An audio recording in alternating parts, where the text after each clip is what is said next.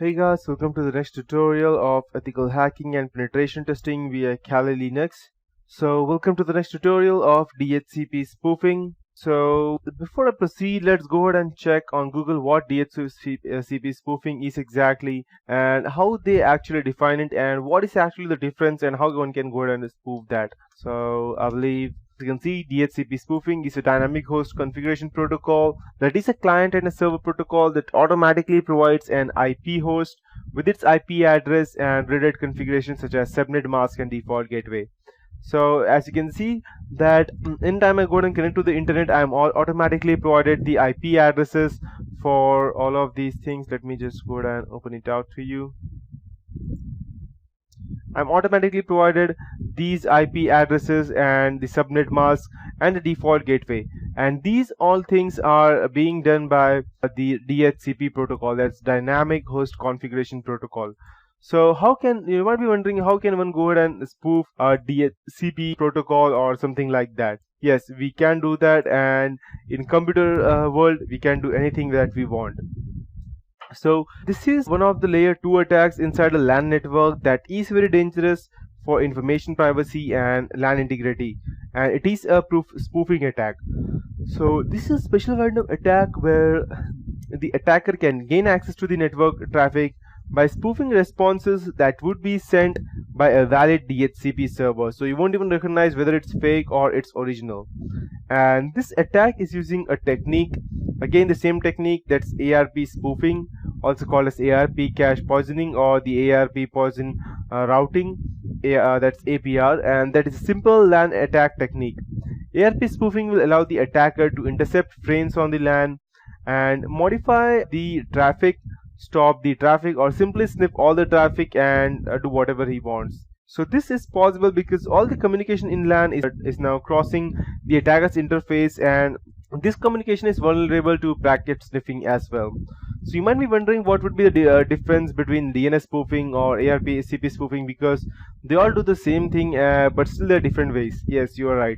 The reason being that all of them have different faults and flaws, and sometimes you may not be able to go ahead with the ARP spoofing or DNS spoofing, but one or the other thing always works, because there's one or the other fault in a line and you can always go ahead and take down any kind of network. The only thing that you need would be a proper open port or a proper way to go ahead and break into that firewall.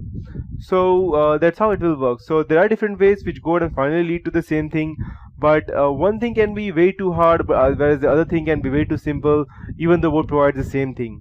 And that's why I will be teaching you DHCP spoofing, even though it does the same thing, but it has its own different way, and this will be far easier than the previous versions.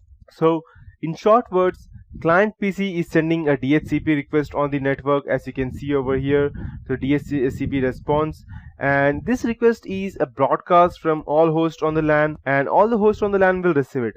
Only the DHCP server knows what this request means, and in the normal situation only the real DHCP server will reply to this request. So DHCP server is then replying to the client with messages that will configure the host client PC with IP address, subnet mask, and the default gateway. So this is the attacker, the rogue DHCP server, and this is the original DHCP server. So when we have an attacker PC in the network, he will stimulate the DHCP server on his host PC, that's host computer, and with this action he will be able to reply to DHCP request before the real DHCP server, because it's closer to the client host. So it will configure the client host with IP address of the subnet, but it will also give to a host false default gateway and maybe even false DNS server address. So what will happen exactly is that when the client PC requests for DHCP response, it will go over here, and since the attacker's DHCP server is nearer than the corporate server, the attacker will quickly go ahead and give a response back to it before it goes ahead and reaches it to the corporate server. And as soon as it reaches it, the first one reaches the DHCP server, no matter even if it goes ahead and gets back to the server, it will go ahead and discard that because it has already received a DHCP response. And later on, no matter what happens, even if it tries to connect to the corporate original server again, they will not be able to connect. The reason being that it has already the attacker has already went ahead and poisoned its cache memory, and no matter which one it tries to connect, it will always connect to the rogue attacker's DHCP server. And it will go ahead and configure the client host with IP address of that subnet, and it will give out a false default gateway as well, maybe even a false DNS server address. DNS server address and default gateways addresses will both be the IP address of the attacker computer itself, and in this manner he will point all the communication of let's say the client host to himself. Later he will make possible, it will be possible for him to forward the frames from the client host to the real destination in order to make the client communication more real and possible, so that even if it goes ahead and gather DHCP server will later go ahead and convert itself for ARP poisoning or in other attack, so that this will be the middle PC, the main, it will act as the hub, and all the packets that will pass, it will pass through the DHCP server, and then it will go ahead and pass to the corporate server and then the internet, and whatever information comes back from the internet, it will then go ahead and come back to the attacker, and it will be the choice of the attacker what to send back to the person.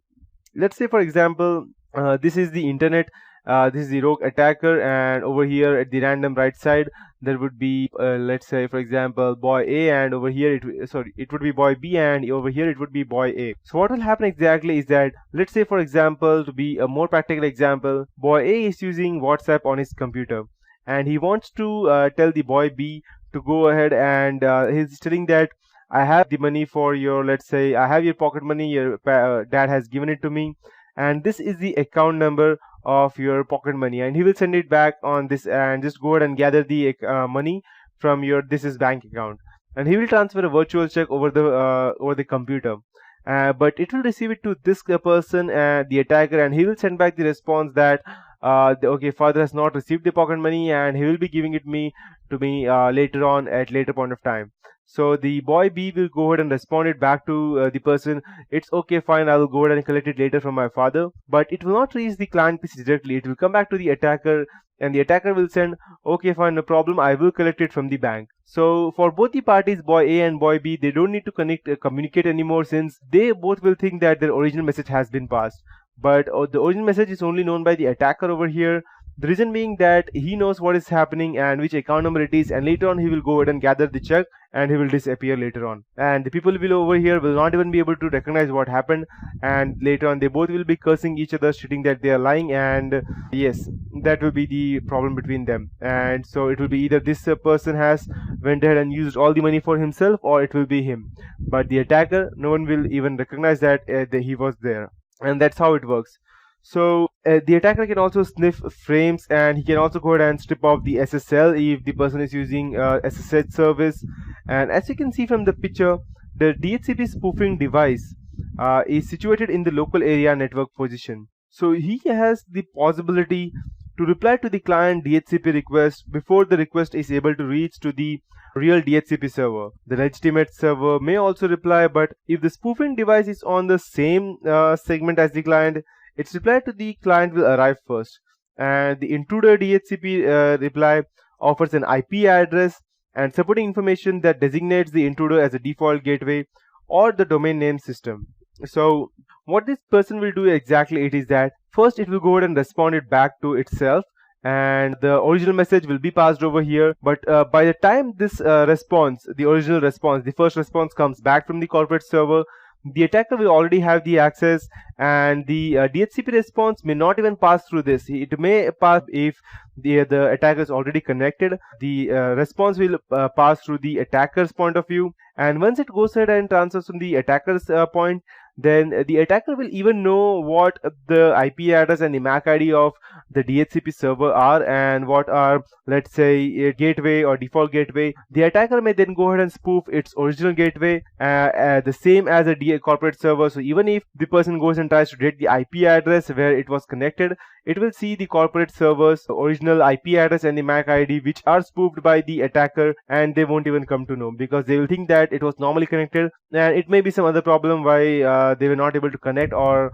they have had a loss for some any X amount of money. So And the intruder DHCP server offers an IP address and supporting information that designates the intruder as a default gateway or the DNS server, that's the domain name system. And in the case of gateway, the clients then forward packets to the attacking device, which in turn sends them to the desired destination. So this is known as the MITM attack, and it may be entirely undetected as the intruder intercepts the data flow to the network, but it is not stopping the network traffic, because if it stops, then the client may try to connect to the corporate server in some other way, or he may troubleshoot it, and that is not what the attacker wants. So he will not go ahead and attacker will not go ahead and stop the traffic unless it is actually necessary. So the ARP spoofing can also be used for good purposes, and very often we are being able to see wireless networks that are redirecting us to sign up page when we want to access wireless LAN or internet across the Wi-Fi. So network registration tools may redirect unregistered hosts to a sign up page before allowing them full access to the network. It is mostly used in Wi-Fi hotspots or hotels such as McDonald's